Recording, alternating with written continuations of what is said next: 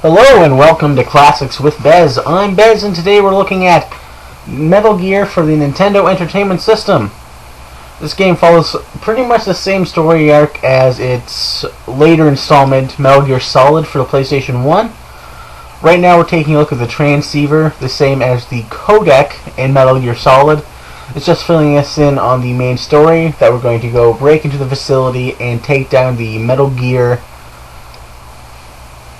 Now, this game is starting out, you don't actually get any weapons or equipment. You don't have a gun, anything like that. So I'm going to walk you through the first bit of this level and show you what you do if you play it from the start. You see there that the only move you can do is a punch.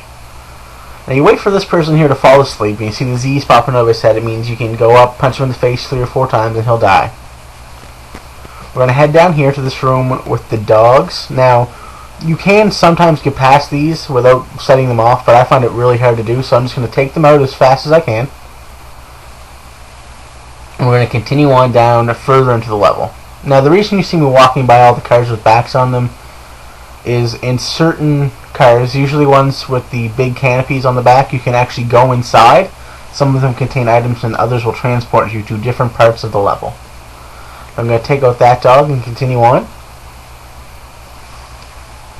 Now at this part of this level, this guard will also fall asleep. And when you see the Z's coming out of his head, it's time to go take him down. Now to my left there you saw a truck with a canopy. On the inside of that is the binoculars.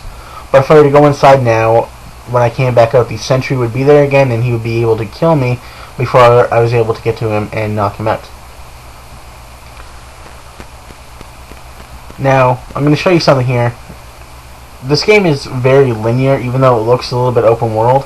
If you turn the wrong way, you will only be brought back to the screen in which you had left. So, there's really only can go straight or back here. You can't go from side to side.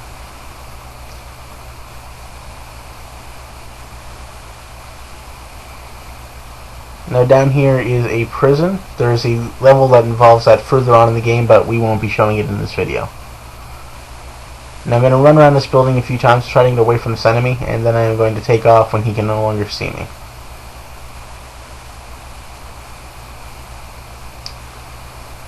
Now here you can see 2 enemies, both with guns. I'm going to try and sneak around them without them seeing me. If they're not facing you, they cannot see you, so that's the only time you can really kill them. Or else they'll shoot you before you can get to them. Now we're going to start the game back up again, and I'm going to show you some of the different weapons that you have at your disposal.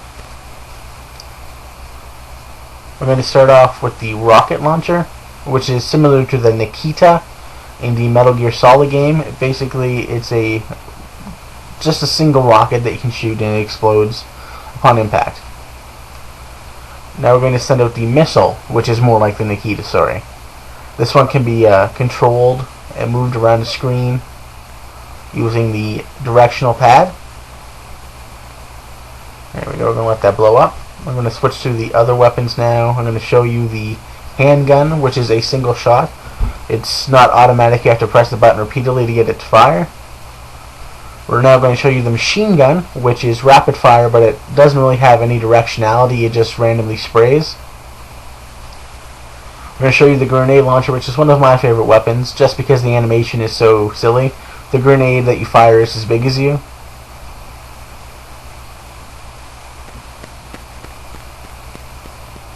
Now you also have the explosives, which explode after about 2 or 3 seconds of just sitting there. You also have a trip mine, which is the next weapon I'm going to show you. Now this won't go off unless an enemy walks over it, so it's completely safe for you to be around. Now we're going to take a look at the equipment. You can see here I have everything, all the armors, the cards for the doors. One of the items I want to show you is the binoculars, the item that you can get from that truck if you were able to go in it.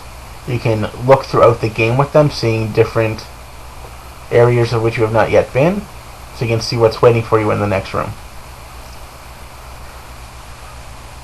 Now you can see I have rations. Rations were also in the PlayStation 1 version. They're basically your health. And of course we have Snake's favorite weapon, his cigarettes. Now I'm going to go on through the game and show you how much easier it is when you have a weapon. You don't have to sneak around, you can just go through and blow off people's heads. You don't really have to wait for people to fall asleep when you're playing with a gun. You can't shoot through things, like I just showed you there. The person is awake now, and he started shooting at me, but I was able to take him out. The enemies in this game are pretty stupid. They just rush. Even for an NES game, they're rather easy to kill. Usually one shot for them and they're dead, whereas if you're facing them, it takes several shots for them to kill you. Right now I'm just using the handgun. I prefer the handgun to the machine gun because it doesn't spray as much.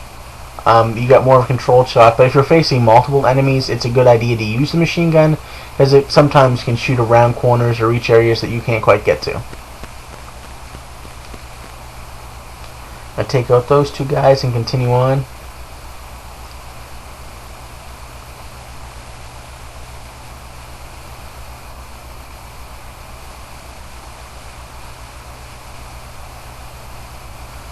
Now I'm going to dispose of these two characters rather quickly, whereas last time I had to run around and make sure that I didn't get taken out by them.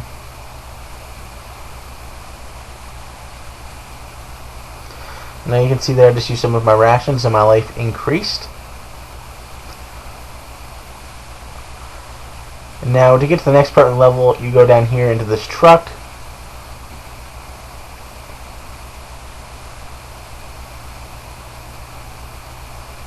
And we're just going to leave it there. I don't want to show you too much of the game.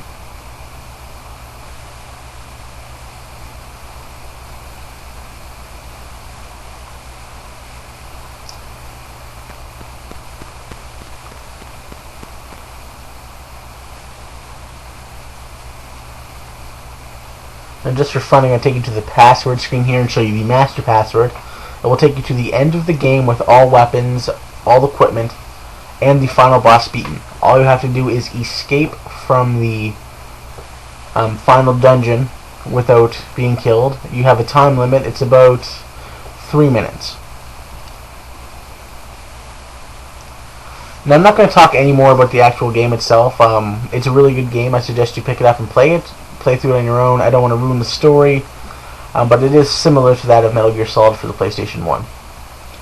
All in all, this game is very good. The shooting is excellent. It's a similar top-down, basically just a top-down shooter. Has a wide variety of weapons, which I like. Lots of equipment in the gameplay if you play it through without cheating. And yes, using the master password is technically cheating. It should take you about at least 8 hours. I'm Bez, and this has been Classics with Bez. If you like my videos, please rate and subscribe. I'm going to leave you with a scene that you might find familiar. Snake's battle with Raven that was also in the PlayStation 1 version of the game. Thank you and have a nice day.